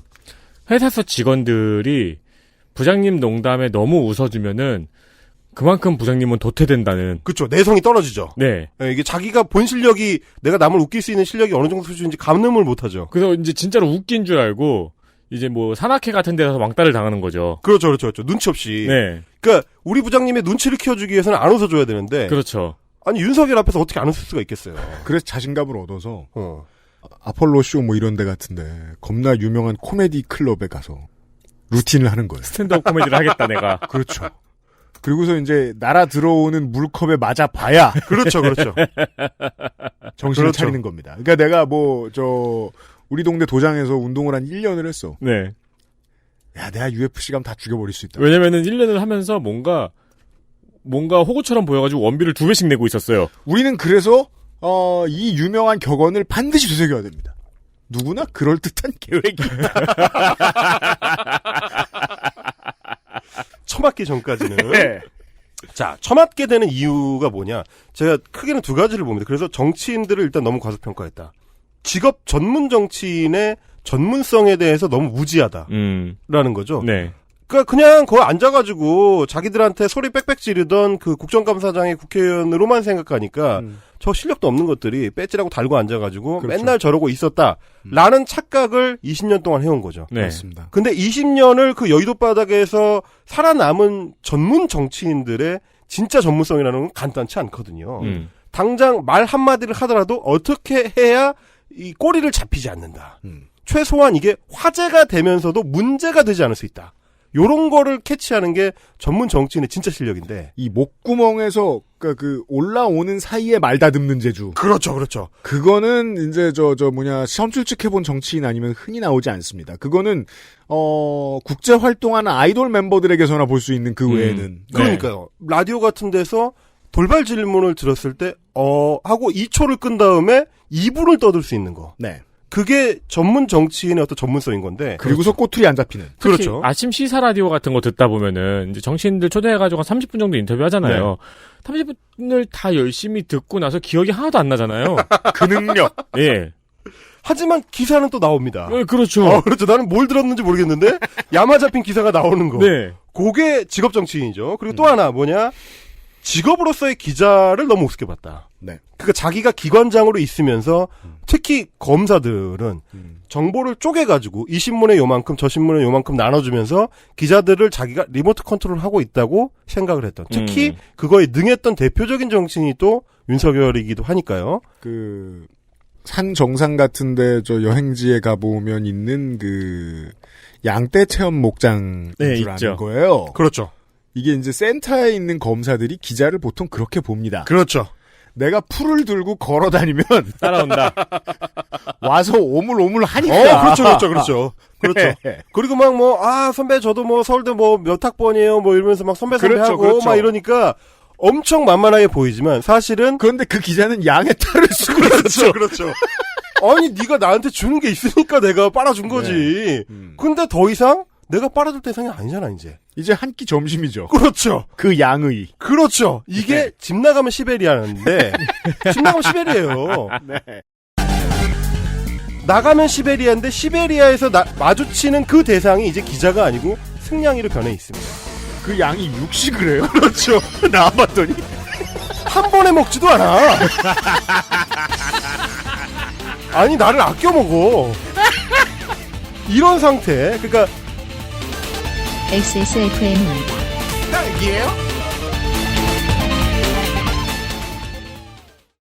구스베리 추출물로 모근을 더 건강하게 자연 유래 성분으로 자극 없는 세정력, 뛰어난 보습 효과와 영양 공급까지.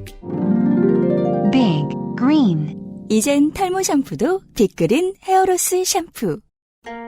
67년이었지 아마. 종로의 작은 한의원이었어. 진도산 구기자, 청궁, 당귀, 숙지황. 좋다는 건 죄에 넣고 불순물을 제거하며 8시간 정성껏 다려냈지. 임금님께 올린 그 방식 그대로 말이야. 부드럽고 달콤한 전통의 쌍화차. 요즘 사람들은 그걸 더 쌍화라 한다지. 현대인에 맞춘 프리미엄 한방차. 더 쌍화. 잠시 이 재미있는 이야기를 접고 광고를 잠깐만 하겠습니다. 네.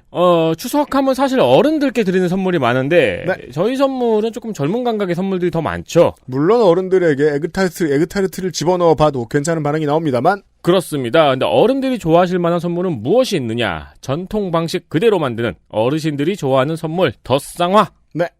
추석 한정 최대 10,000원 할인이 진행 중입니다. 그렇습니다. 박스 포장으로 선물하기가 좋고요. 날씨가 선선해졌으니까 더 쌍화가 땡길 때도 되었습니다. 저도 늙었는지 쌍화차 자주 찾게 됩니다. 이제 뭐 에그타르트나 마카롱 같은 거 준비하시고 차는 또 쌍화차로 준비해 가시는 것도 나쁘지 않은 선택입니다. 액세스몰에서 더 쌍화 찾아보시고요.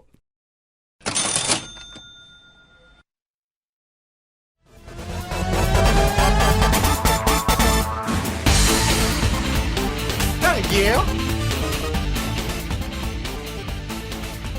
지난 2달 동안 윤석열과 최재형 같은 어설픈 정치인들이 기자 앞에 던져졌을 때 어떻게 갈갈이 찢겨질 수가 있는가? 그렇죠. 낱낱이 드러날 수가 있는가라는 거를 저희가 목도하고 있는 현장이고 네. 이게 바로 데스크 제갈량들, 네. 사무실 사마이들의 한계. 요거를 지금 아마 본인들도 절실하게 지금 깨닫고 있는 것 같습니다. 그래서 네. 요즘 윤석열 전 총장이 아예 안 나오고 있죠. 발언을 아예 안 하고 기자들 앞에 나오질 않고 있어요. 네. 자신감이 한참 떨어진 것 같은데 요런 맞습니다. 문제들이 있습니다. 그래서 제가 이제 오늘 우리 청취자분들께 들려드리고 싶은 거는 화제의 그 인터뷰. 네. 7월에 있었던 윤석열과 매일경제의 인터뷰입니다. 여기서 뭐 120시간 발언도 나왔고요. 네. 불량식품 관련된 발언도 나왔고요. 이미 기사가 많이 됐고 화제가 많이 됐기 때문에 뭐 다 알고 있는 내용들이실 겁니다. 네. 그런데 제가 꼭 추천드리고 싶은 거는 이렇게 생으로 정치인의 목소리를 접할 수 있는 인터뷰가 흔치 않다. 아, 그렇죠. 그것도 대선 주자, 1위 대선 주자의 생 목소리. 그러니까 여기 생이라는 건 뭐냐. 아니, 누구나 자기 입으로 말을 합니다, 정치인은. 다만, 나오는 대로 짓거리지는 않죠. 그렇죠. 그렇죠. 아니, 아무리 내가 15년차 가수라도, 네. 아침에는 목을 풀어야 노래를 할 수 있잖아요. 그렇죠. 이 형은 목을 안 풀어요. 네. 안 푼 인터뷰가 이 매일경제 인터뷰입니다. 다듬어지지 않은. 네. 그 각을 잡고 인터뷰를 하면 나올 수 없는 애티튜드. 네. 나올 수 없는 어휘. 이런 것들이 그냥 날것으로 그대로 펼쳐져 있습니다. 그렇습니다. 굉장히 재밌습니다. 한 번쯤은 들어보실 만할 것 같아요. 이게 매일경제에서 운영하는 그 유튜브 채널에 여전히 올라와 있는데 매일경제가 그동안 올렸던 영상들이 보통 한 평균 조회수 한 300회 정도 됩니다. 네. 얘만 5만 회입니다. 와. 히어로. 몇 년짜리 실적을 냈네요. 엄청납니다. 예, 요거 한번 보시기를 추천을 드리고 그래서 예, 이번 챕터의 제목이 성렬이인 원더랜드입니다. 그렇죠.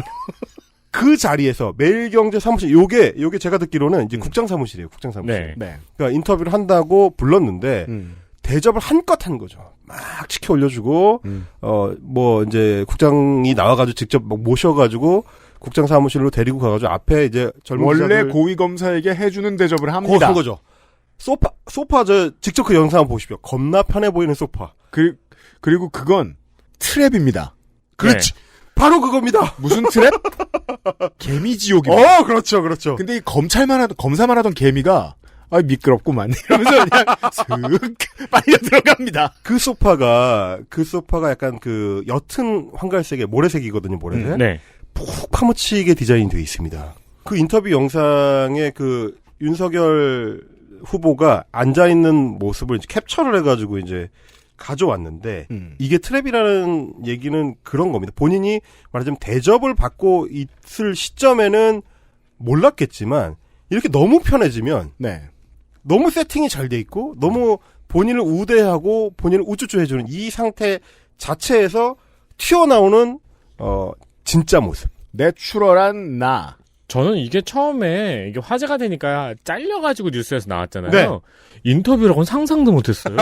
아니 1번 자세가 그러니까 일단 요즘 이제 저 친구들하고 자주 분석하는 게 뭐냐면 윤석열의 그 복장의 특징 중에 하나는 등산복을 입고 있든 수트를 입고 있든 일단 단추를 잠그지 않습니다. 그렇죠. 앞단추를 안 잠궈요. 이게 그래서 영상 한번 보시면서 생각해 보세요. 그 누군가가 합성해서 앞에 삶은 계란 갖다 놓으면 딱 어울립니다. 그러니까 뭐 이제 그 쩍벌이나 이런 거를 논란이 있을 때 소비할 때 매체들이 좀 지나치게 그 자극적으로 소비한 경향이 있긴 하지만 네. 제가 오늘 이 매일경제 인터뷰 말씀을 좀 드리고 싶은 이유는 뭐냐면 네. 이 태도가 곧 본질을 보여주는 경우들이 굉장히 많기 때문에 그럼요. 네. 이거는 대선 후보 말하자면 저널리스트들 앞에 앉은 대선 후보가 자연스럽게 가질 수 있는 태도는 분명히 아닌데 왜냐하면 정치인 입장에서 기자라는 직업군은 곧 국민의 목소리를 대변하는 네. 유권자의 목소리를 대변해서 유권자가 정치인한테 궁금해하는 것을 질문하고 답을 끌어내는 역할이기 때문에 사실 그 둘이 편하면 안 되거든요. 그렇죠. 아무리 편하게 대해준다고 하더라도 기자들이 정말 편하게 하십시오라고 해도 정치인 본인은 편할 수가 없어요. 기본적으로 프로 정치인은 그 미디어의 스포트라이트를 받으면 아이돌 연습생처럼 됩니다. 네. 아니 이렇게 부담스럽게 친절해 이렇게 됩니다. 그렇죠. 이게 우리가 흔히 상상하는 것인데 이 양반은 아니죠. 아니죠. 그래서 제가 이 영상을 한번 찾아보시라고 말씀을 드리고 싶은 게 이게 텍스트 기사 논란을 전파했던 그 텍스트 기사로는 충분히 전달되기 어려운 부분들 맥락들이 있습니다. 네. 자세, 말투, 어조, 중간중간 들어가는 추임새 그리고 앞뒤에 사용한 그 어휘들의 맥락까지 이 총체적으로 보여준 하나의 어떤 그림이 있는 거죠. 이걸 반말 쩔어요, 진짜. 이걸 직접 본 보수 지지자들은 정말이지 상당수가 짜게 식었어요. 이게 진짜 큰 모멘트였어요. 이 보도가. 일단 자세가 말이죠. 그 뭐랄까요? 척추에 중심축이 없습니다. 척추를 쓰지 않은 자세 아시죠? 그렇죠. 약간 이 메트로놈처럼 좌우로만 움직입니다. 가운데 멈춰있질 않아요. 일단 약간 비스듬하게 기울여 있고. 그렇죠. 그리고 설명하는 태도 같은 것이 궁금해하는 기자들한테 설명한다기보다는 딱 봐도 훈시를 하고 있습니다, 지금. 그렇죠. 이 훈시를 하고 있는 이 태도. 요런 것까지를 좀 같이 좀 보셔야 돼요. 그게 우리가 지금 장기적으로 보는 어떤 그 쩍벌 논란이나 이런 것도 결국은 이 애티튜드, 이 태도의 어떤 연장선에 있다. 전통적인 한국의 정치인들 가운데 이런 태도 관리가 가장 안 되는 사람이 제가 기억하는 사람들 중에는 정몽준 전 의원이 있었습니다. 그 사람은 오랫동안 정치를 했음에도 유일하게 정치인들이 가지고 있는 그 심리적인 제약을 받지 않아도 되는 위치에 있는 사람이었잖아요. 네. 그래서 JTBC 뉴스에 나와서 그때 임경민 작가 어디 있었는지 모르겠습니다만 손석희 사장과 인터뷰를 하면서 대단한 얘기도 아니에요. 여기처럼 애티튜드의 문제. 말을 끊으면서 사장님 이라고 말하는 이 한마디가 지지자들과 대중에게 엄청나게 큰 충격을 줬습니다. 그렇죠. 하나는 뭐? 이 사람은 발밑에 사장들을 쭉 깔고 살아온 사람이구나. 그래서 그 태도가 툭 하고 튀어나오는 거예요. 그런 거죠. 그게 되던 사람은 제가 아는 한 우리나라 헌정사상 정몽준밖에 없었다. 그렇게 가기 어려운 경지에 지금 도달해 있으면 안 되지.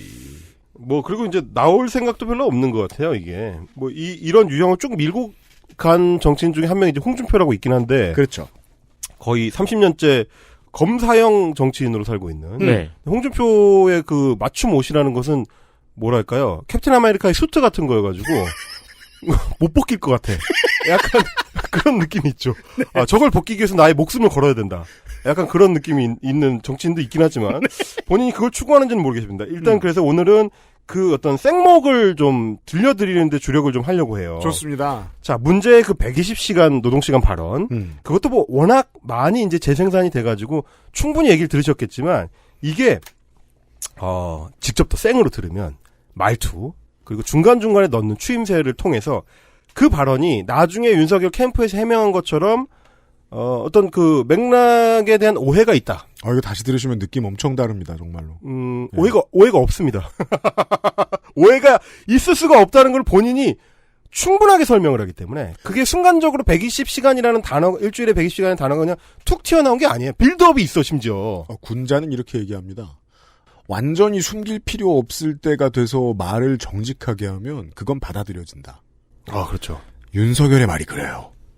아무것도 숨기지 않고 말했기 때문에 숨기지 않습니다. 완벽하게 이해됩니다. 그렇죠. 오해할 가능성 없어요. 없어요. 주간 120시간이라는 단어가 갑자기 튀어나오지 않은 빌드업의 결과라는 거 직접 한번 들어보시죠. 네. 지난주인가 지지난주에 소위 청년 세대들의 스타트업 애로사항 이런 거를 좀 들어보기 위해 가지고 고영학 이사장이 주관한 한번 회의에 간 적이 있는데 제가 한번 물어봤어요. 그분들한테. 주 52시간 거기는 최저임금은 걱정을 안 해. 왜냐하면 이게 화이트 칼라고 좀 프로페셔널한 데가 있기 때문에 주 50이 어떻게 생각했더니 이거는 자기네 같은 스타트업 이런 데는 좀 예외 조항을 둬가지고 이 근로 조건에 관한 당사자의 합의와 근로자들이 근로 조건을 선택할 수 있게 좀 해주면 되는 거 아니냐.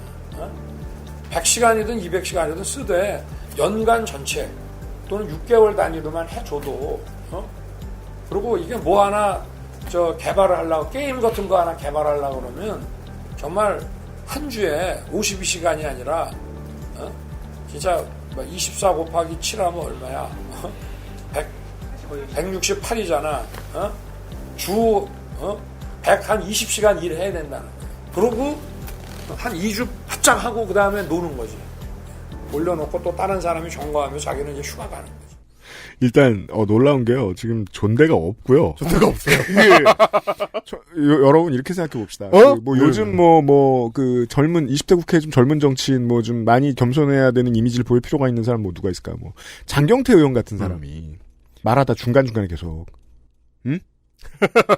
그거 라고 말한다고 생각해 보세요. 프로레슬링 용어로 bury 묻힙니다. 아니 장경태까지 갈 것도 없어.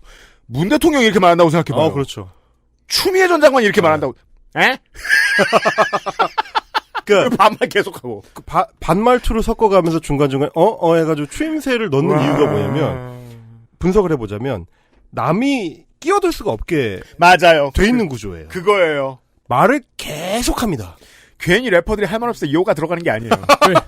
약간 PTSD가 오는 게 직장생활 하셨던 분은 이거 완전 우리 부장님이야. 맞아요. 그리고 자기 말이 논리적으로 틀린 게 어디가 있냐는 태도로 계속 그렇지. 이렇게 그런 거 있잖아.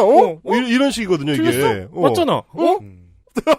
네. 그러면서 그러니까 이게 제가 한 대목만 들려드렸지만 이분의 발언의 아주 중요한 특질 중에 하나는 말에 처음과 끝이 없다는 겁니다. 그러니까 문장으로 돼 있지 않아요. 그냥 계속합니다. 계속. 큰 우주죠. 그렇죠. 그렇죠. 거대한 우주죠. 네. 거대한 우주예요. 그래서 이 영상 1시간짜리인데 1시간짜리 보면 중간중간 끊겨 있긴 한데 아마 이제 정 안 될 때 중간중간 화제 전환을 국장님 정도 해준 것 같아요. 중요한 본질은 두려움의 존재인데요. 두려움이 없는 사람, 그러니까 쉽게 말해 겁대가리를 상실한 사람은 말을 할 때 문장의 시작과 맺음이 있어야 한다. 듣는 사람에게 전달이 되었으면 좋겠다. 이런 생각이 없습니다. 그렇죠. 그러니까 지금 한 1분 한 20초 정도 되는 그 말을 들으셨는데 처음에 뭘로 시작해서 뭘로 끝났는지 기억이 잘 안 납니다. 그렇죠. 그러니까 이게 딱 주제를 가지고 이야기를 한다기보다는 말을 시작했으면 중간에 내가 생각나는 걸 거기에 얹고 그 다음에 생각나는 걸 또 얹고 또 얹고 이런 식이에요. 그러니까 영원히 말할 수 있는 거죠. 부장님은 원래 영원히 말할 수 있어요. 이게 다 그런 거거든요. 네. 근데 문제는 이 120시간 발언, 그러니까 스타트업들이 하는 행사에 가서 그 스타트업 대표들의 어려움에 대해서 이야기를 들어봤더니 우리는 노동자들이랑 자율적으로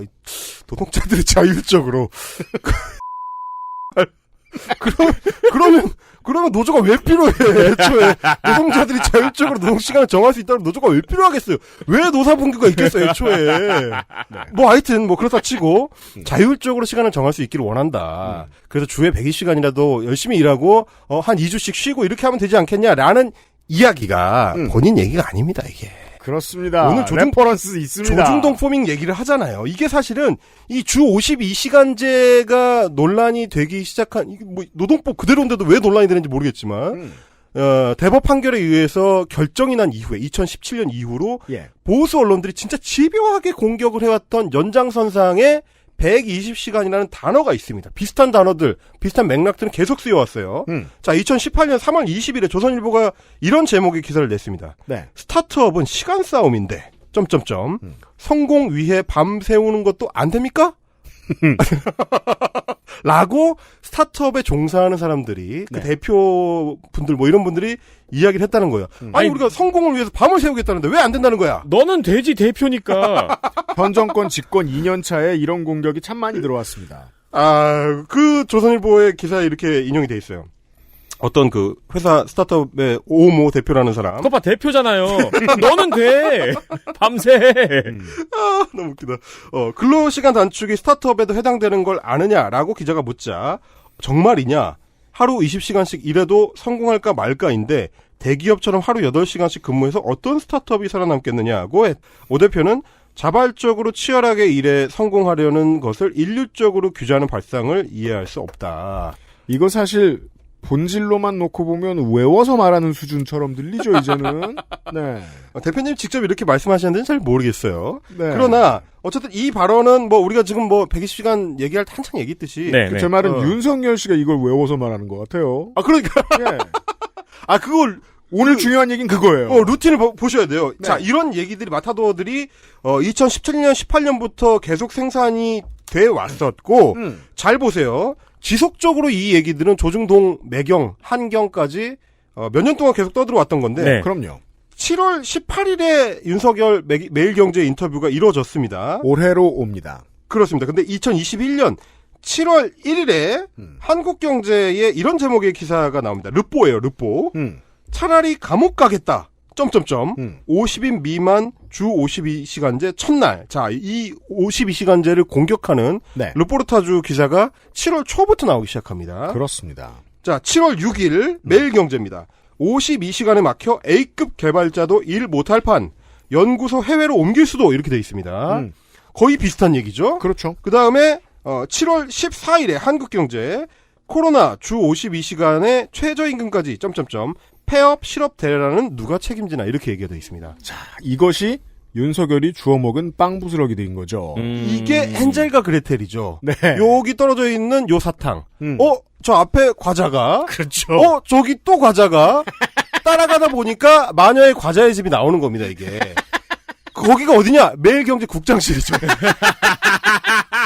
그러니까 이렇게 봐야죠. 그래서 그 방까지 주워 먹고 들어와서. 네. 그렇게 앉아있으면 안 되지. 겸손해야지. 시켜서 들어와 놓고. 아니, 근데 달달하잖아.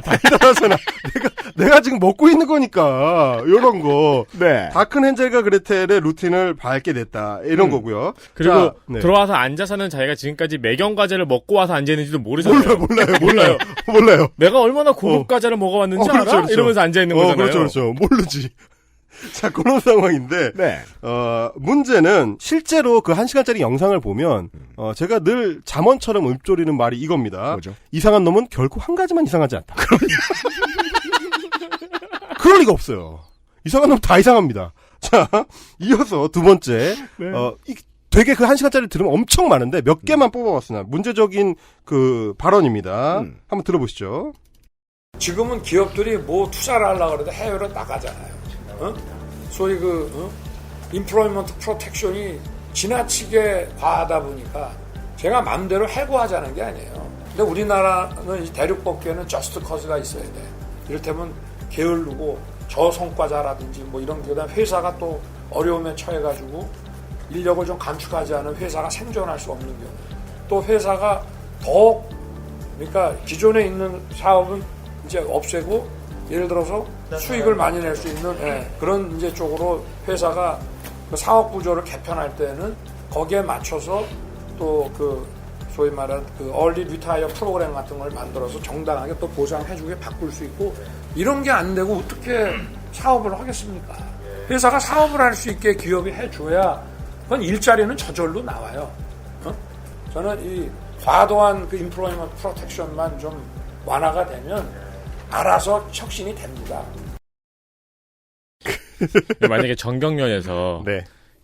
입장문 쓰는 사람이 이렇게 썼으면 잘립니다. 잘리죠. 너무 뭘로 잘리는지 아세요? 저성과자로 잘립니다. 그렇죠. 이건 저스트 코즈죠. 저스트 코즈죠. 그거는 인플로이먼트 프로텍션을 받을 수가 없어요. 야, 하고 싶은 말 하라고 널 뽑은 게 아니야. 이러면서 잘립니다. 이걸 숨기라고 널 뽑은 거지. 그러니까 조금 전에 그 120시간 발언 때도 말씀을 드렸지만 말이 길다. 그리고 그 말이 계속 끊기지 않는다. 앞뒤가 다른 이야기를 하나에 뭐 어차피 다 똑같은 그 문장 안에 있으니까 네. 한다라고 했을 때 문제가 뭐냐면 지금까지 윤석열이라는 정진이 2달 동안 해왔던 소위 말하는 말 실수들을 잘 보시면 항상 패턴이 똑같습니다. 엄청난 말을 던져요. 네. 그 다음에 그게 논란이 되면 이게 문맥과 맥락을 봐야지 호도를 한다. 이런 식의 반박이 나오는 패턴. 이걸 반복해왔거든요. 네. 근데 지금 생으로 한번 들어보시면 그게 말이 안 되는 게 뭐냐면 이 사람은 애초에 디테일을 신경 쓰지 않는 사람이라는 걸 알 수 있습니다. 그렇습니다. 왜 그러냐면 말을 하려고 했었던 요지는 고용을 좀 유연하게 해줘야 기업이 오히려 일자리 창출을 더 잘할 수 있다라는 요지, 네. 그 취지를 말하고 싶은 건 알겠어요. 근데 보통 정치인이라는 거는 그거에 근거를 들 때 정확한 근거 그리고 데이터 뭐 이런 거를 대려고 하는 노력을 해야 되는데 그럼요. 이 사람은 디테일이 엉망이에요. 하나하나를 막 계속 던지기만 하기 때문에 네. 이것들이 각각 어떻게 연결되는지는 신경 쓰질 않습니다.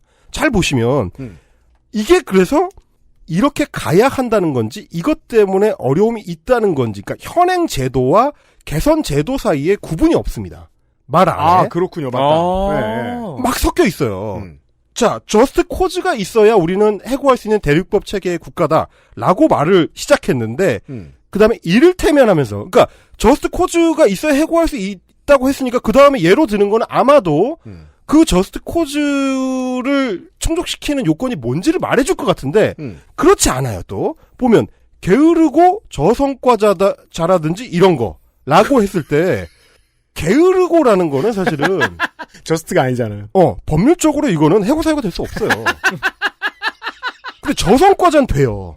저성과자는 다툼의 여지가 있지만 네. 종종 이제 법원에서 인정을 해주는 경우가 있습니다. 이건 지표가 명확한 경우에. 그렇죠. 네. 그러니까 이 두 개는 사실 병렬로 놓으면 안 돼. 근데 그냥 놓고 얘기를 이런 거라고 얘기를 합니다. 이를테면 이런 거라고 해놓고 그리고 문장이 이어집니다. 그리고 회사가 어려움에 처해서 인력을 감축하지 않으면 회사가 생존할 수 없는 경우 이거는 우리 법이 인정하고 있는 해고 사유입니다. 이게 구조조정이거든요. 네. 이걸 모른다는 얘기입니다. 긴박한 사유에 의한 구조조정 이건 할 수 있어요. 지금의 제도에 대해 모른다는 얘기입니다. 그러니까 섞여 있잖아. 그러니까 저는 말을 듣다 보면 혼란스러운 거예요. 앞에는 이렇게 저스트 코즈가 있을 때만 해고할 수 있다고 했는데 할 수 있는 예를 또 들어요. 근데 그 다음에는 현 정부 지지 선언을 해요. 그 다음에 우리한테 네. 그 다음에는 우리한테 없는 얘기를 해요. 네. 자, 회사가 기존 사업을 없애고 수익을 더 많이 낼 수 있는 쪽으로 구조 개편을 할 때 해고를 할 수 있어야 된다는 얘기를 하거든요. 근데 이건 사유가 안 됩니다. 한국의 현행 법상으로는 이걸로는 사유가 안 돼요. 네. 그러면 앞에 말들하고 얘가 안 어울려. 그럼 구분을 해줘야 될 거 아닙니까? 앞에는 저스트 코즈 상으로는 우리가 이러한 거는 해고 사유가 되는데 앞으로는 이런 식으로 좀 법 체계를 바꿀 필요가 있다.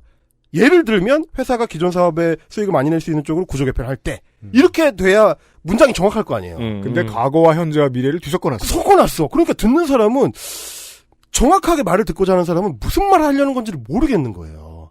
근데 이러다 보니까 기자 입장에서는 초점을 어디에 맞추느냐에 따라서 기사가 달라져. 네. 이렇게 괴로운 화법을 자랑하던 분으로는 전 대통령 한 사람이. 그렇죠. 그분은 근데 이제 또 찰떡같이 알아듣는 언론들이 있어가지고 네. 신기하게 게다가 더 큰 웃음을 잘 주시기 때문에 네, 그렇죠. XSFM입니다. 딸기예요?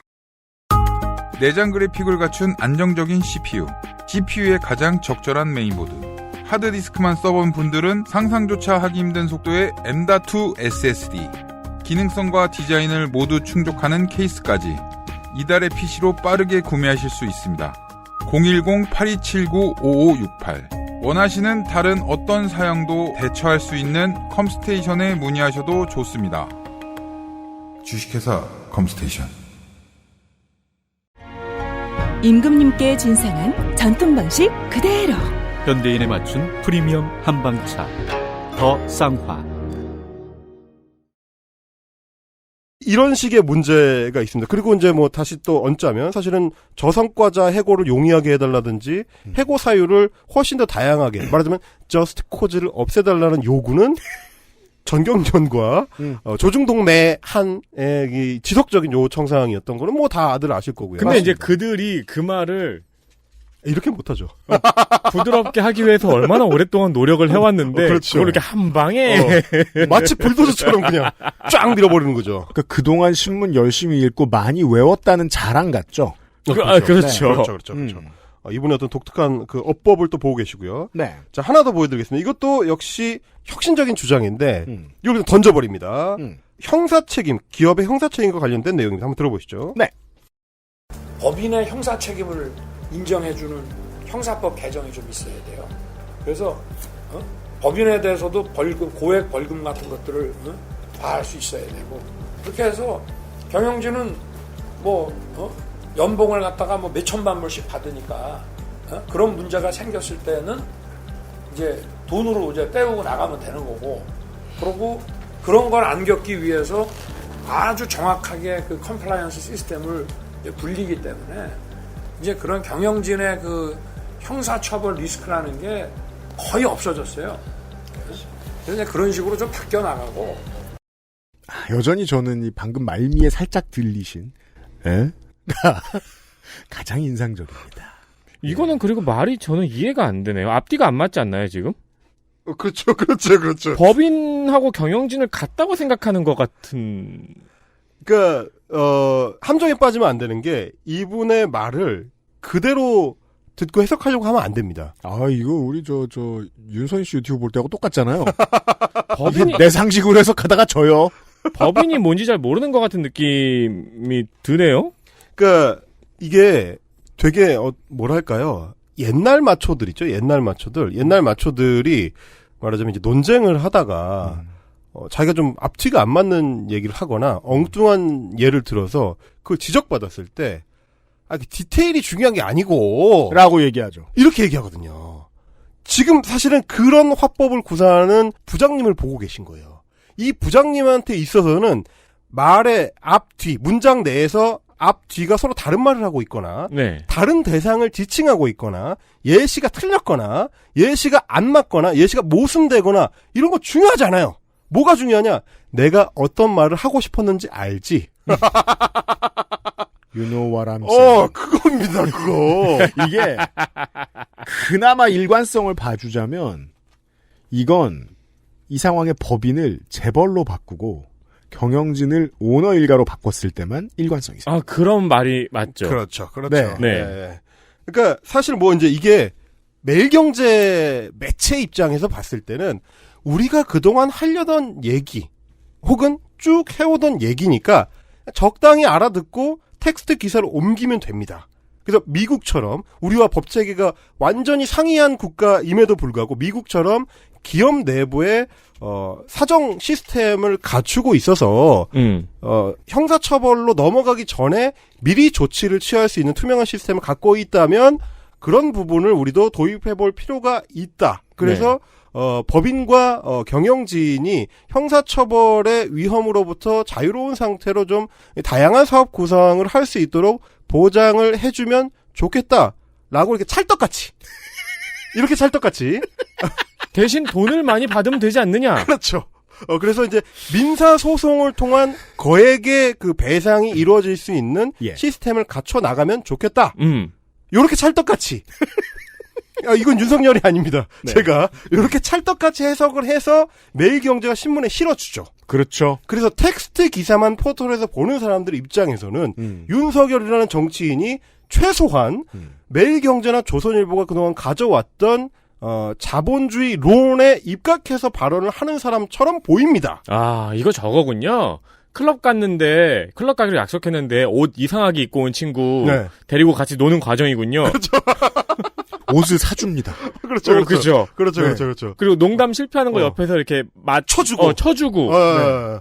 너 사실은 이 얘기하고 싶었지? 뭐 이러면서.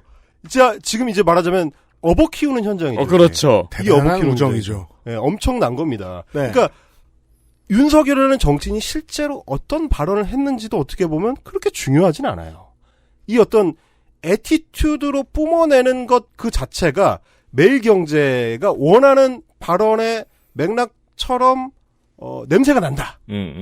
그러면 알아서 텍스트를 바꿔줍니다. 번역을 해주는 거죠. 네. 번안을 해서 독자들한테 전달합니다. 그래서 윤석열이라는 정치인은 그들 말대로 자본주의와 자유시장 경제의 신봉자다. 그 질서를 옹호하는 정치인이다라고 포장을 해줄 수 있는 준비가 돼 있는 겁니다. 그러니까 매일경제도 사실은 독자들한테 그러니까 뭔 말인지 알지? 라는 말을 하고 거죠. 있는 거죠. 그런 거죠. 그런데 실수로 이 생 영상을 유튜브에 올리는 실수를 해버린 겁니다. 네. 이 조회수 욕심 때문에. 우리가 알고 있는 한국 언론의 습관이죠. 마음에 안 드는 사람과 인터뷰하면 없는 말이라도 나쁜 걸 만들어서 왜곡해서 보여주는 그 습관은 정확히 반대로 똑같이 작용하죠. 그렇죠. 내가 좋아하면 아니 여러분 한번 생각해 보세요. 성경처럼 분석해 줍니다. 제가 그래서 이거 생으로 한번 들어보시는 게 굉장히 가치 있는 일이다라고 말씀을 드린 건데 네. 단순 시간 낭비가 아닙니다. 왜냐하면 1시간 동안 신년 기자회견을 문 대통령이 합니다. 문 대통령이 만약에 기자들하고 대화를 나누는 상황에서 노동법제 개편과 관련된 이야기 혹은 회사법 개편과 관련된 이야기를 할 때 이런 식으로 말을 했다. 이게 가능하겠습니까? 이런 문장을 구사하는 사람이 신년 기자회견을 생방송으로 쫙 해버렸는데 개 털렸을 거예요. 말이 안 되죠. 어처구니없이 털렸을 거예요. 물론 그 이전에 문 대통령이 될 수가 없었겠죠. 그리고 제가 지금 벌써 몇 번 얘기합니까 오늘 내내. 에? 한 번만 해봤으면. 아니 그리고 그러니까 이게 지금 대선 예비 후보의 언론 인터뷰라는 게 상상이 안 가잖아요. 제가 지금까지 봤을 때 와 어떻게 자세가 저러지 않은 사람은 홍준표 후보였거든요. 근데 홍준표 후보 인터뷰 잘 들어보잖아요. 네. 끝에 요자가 있어요. 요자 있어요. 약하게 들어가요. 네, 약하게. 볼륨 높이면 들려요. 약간 들려요. 약간.